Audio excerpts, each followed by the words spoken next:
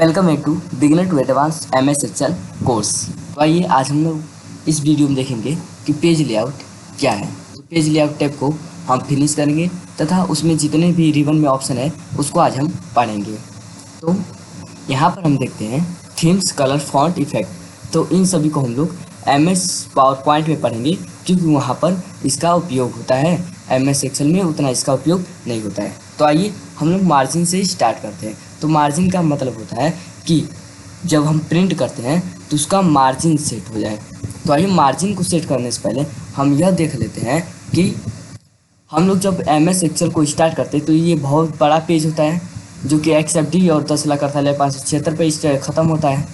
तो इसका printing area क्या है, हम कहाँ तक इसे प्रिंट कर सकते हैं, तो उसको देखने के लिए हम प्रिंट करेंगे और फिर प्रिंट पर फाइल में जाएंगे, प्रिंट पर जाएंगे, फिर प्रिंट पर सिलेक्ट करके फाइल पे क्लिक कर देंगे तो हमें ये एरिया बता देगा इसका एरिया कितना है। तो हमें ये एरिया बता देगा। ओके, तो हमें ये एरिया बता देता है। अब इसको प्रिंट में जाकर देख लेते हैं कि कैसा दिख रहा है। तो यहाँ पर अभी फाइल नहीं है तो आइए इसमें कोई हम डाटा एंटर कर लेते हैं। जैसे डाटा एंटर कर लिए और इसको सिलेक्ट, इसको प्लस साइड से आइकन के साथ सिलेक्ट कर देंगे।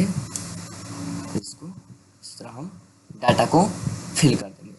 तो डाटा कुछ यहाँ पर फिल हो चुका है। अब इसको प्रिंट में जाकर देखते हैं तो हमें प्रिंट कैसा मिलता है। तो हमें प्रिंट मिल गया। आइए अब इसके बाद हम लोग देते हैं ओरिएंटेशन।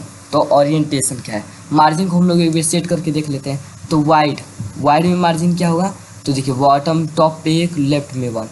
तो आइए इसको देख लेते हैं। तो हमें मार्जिन मिल चुका है। प्रिंट पे जाएंगे तो ये देखिए हमें मार्जिन मिल चुका है। ओके, यहाँ पर देखिए हमें ये मार्जिन मिल चुका है, मोटा सा यहाँ पे हमें मार्जिन मिल चुका है। अब ये मार्जिन वहाँ से भी चेंज कर सकते हैं और मार्जिन जब हम प्रिंट में आएंगे तो हम मार्जिन को यहाँ से भी चेंज कर सकते हैं। देखिए वाइड मार्जिन जो सिलेक्ट हम लोग किए थे, तो यहाँ से नैरो करेंगे तो यहाँ पर देखिए इस साइड हो गया, ये फिक्स हो गया, तो हमें ये मार्जिन मिल गया। अब हम नैरो को हटाकर नॉर्मल मार्जिन कर देते हैं तो ये हमें नॉर्मल मार्जिन, यहाँ स्पेस नॉर्मल हमें मार्जिन मिल जाएगा। वही हम फिर से वाइड करके देख लें तो वाइड में थोड़ा ये छोटा हो जाएगा। ओके, तो चलिए वाइड ही रहने दे, इसको नॉर्मल कर देते हैं।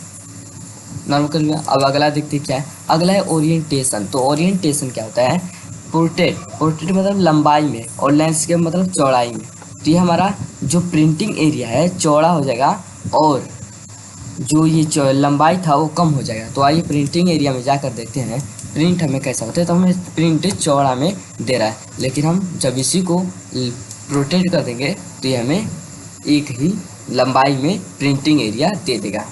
उसके बाद है प्रिंट एरिया। तो प्रिंट एरिया से यह तात्पर्य है कि जहाँ तक आप सिलेक्ट करके, जहाँ तक आप प्रिंट करना चाहते हैं वहाँ तक को सिलेक्ट करके आप प्रिंट एरिया सिलेक्ट कर सकते हैं। तो सेट प्रिंट एरिया, तो ये अब ये सब प्रिंट नहीं होगा, सिर्फ ये प्रिंट होगा जहाँ तक मैंने सिलेक्ट किया। तो आइए प्रिंट में जाकर देखते हैं।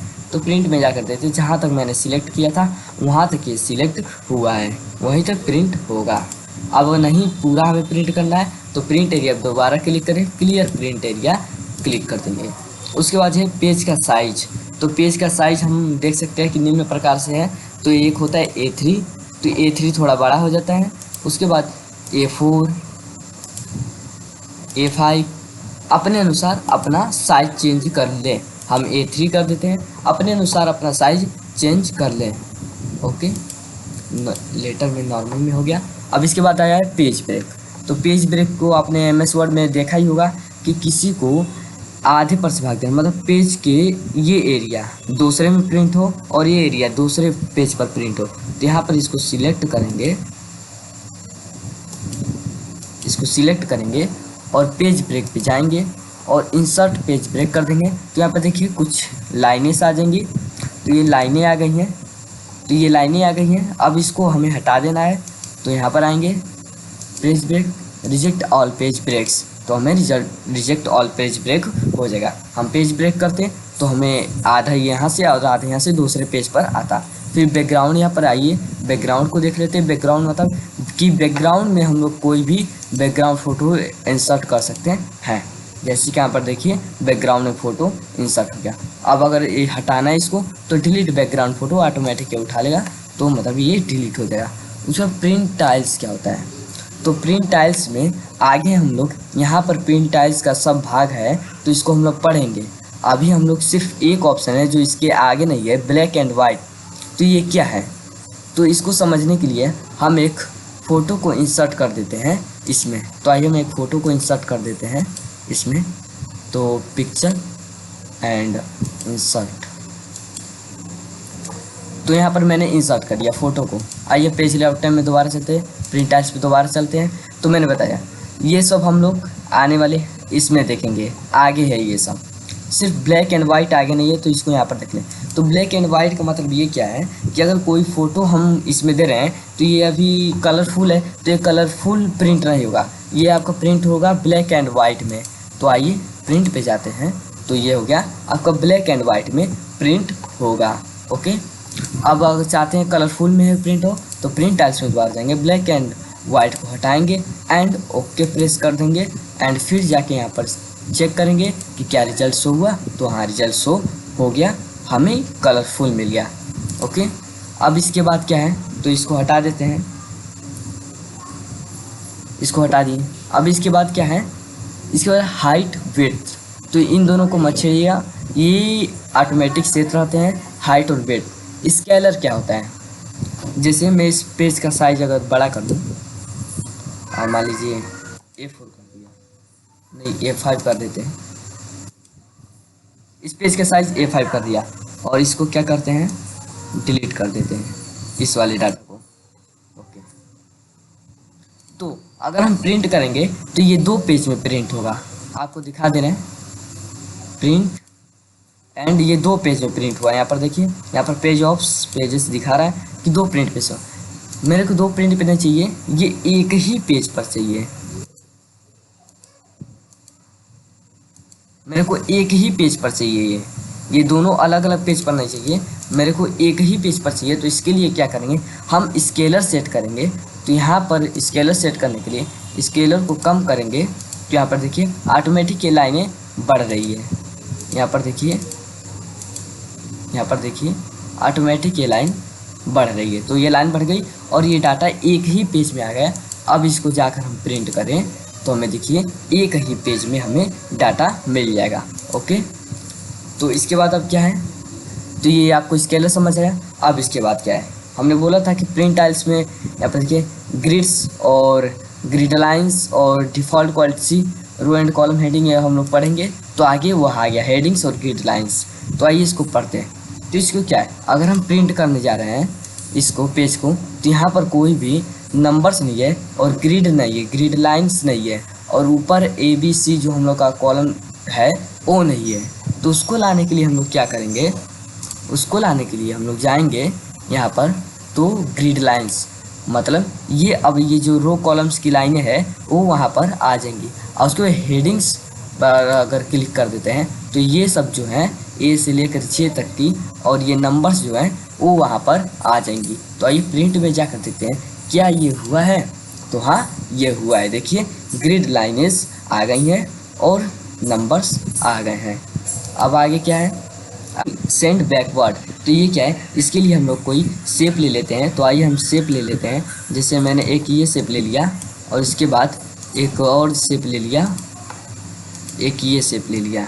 ओके, तो पर देखिए ये आगे और पीछे है, तो इसको हम ब्रिंग फॉरवर्ड करना चाहते हैं।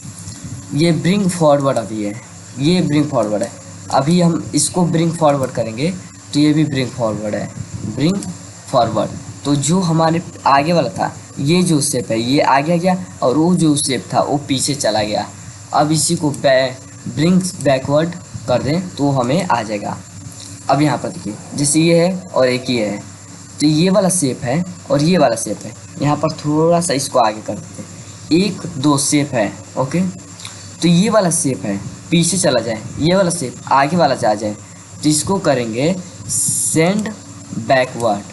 तो ये जो था वो पीछे चला गया और ये वाला आगे आ गया। अब इसी को हम आगे लाने चाहते हैं और इसको पीछे लेना चाहते हैं, तो यहाँ पर सेंड फॉरवर्ड कर देंगे। उसके बाद क्या है, उसके बाद सिलेक्ट पेन। तो सिलेक्ट पेन में क्या होता है, हम जो ये है जो शेप लिए इसको हाइड और अनहाइड कर सकते हैं। तो यहाँ से हाइड और अनहाइड हम कर सकते हैं। ओके, अब सेकेंड क्या है, सेकेंड है अलाइन। तो अलाइन के लिए हमें क्या करना पड़ेगा, इसको सिलेक्ट किए और यहाँ पर जाके कर्सर को ले जाएंगे और कंट्रोल के साथ इसको भी सिलेक्ट कर देंगे, तो ये हमें सिलेक्ट हो जाएगा। तो ये भी हमें सिलेक्ट हो जाएगा। तो अलाइन अब करते हैं, तो अलाइन लेफ्ट, ये जो शेप्ट है सेकेंड वाला जो शेप्ट है वो अलाइन लेफ्ट राइट, जहाँ पर भी हम करना चाहते हैं वहाँ पर इसके द्वारा हम लोग कर सकते हैं। अलाइन मिडिल, कहीं पर भी हम लोग करना चाहें इसको कर सकते हैं। अगला क्या है, ग्रुप। जैसे ये एक शेप है, ये एक शेप है, तो दो अलग अलग शेप हैं, नहीं मेरे को एक ही शेप चाहिए और ये शेप इसी में चला जाए, तो इसके लिए ग्रुप का इस्तेमाल करते हैं। तो सिर्फ ये एक शेप हो गया, जो दूसरा शेप था वह इसमें चला गया। ओके, अब रोटेट क्या होता है, तो यहाँ पर हम लोग रोटेट कर सकते हैं जिस तरह आप रोटेट करना चाहते हैं। तो आज का लेक्चर में हम लोगों ने पेज लेआउट टैब को टोटली कंप्लीट कर दिया।